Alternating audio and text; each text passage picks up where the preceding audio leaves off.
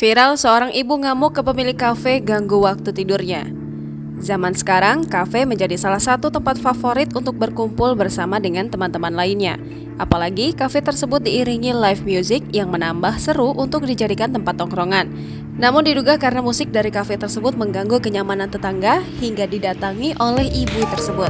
Dengan nada tinggi, ibu tersebut langsung menegur pemilik kafe yang menabuh musik terlalu kencang. Saking kencang musik dari kafe itu, ibu tersebut mengeluh rumahnya bergetar.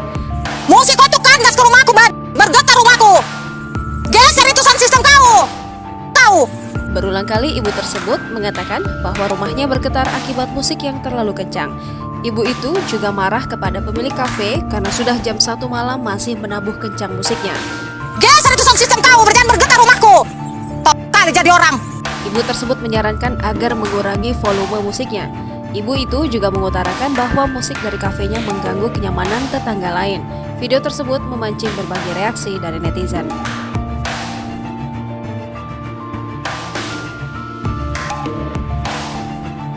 Dari tadi ku dengar-dengar, langsung, lanjut terus nyanyi. Malah jadi musik dugem kalian di sini.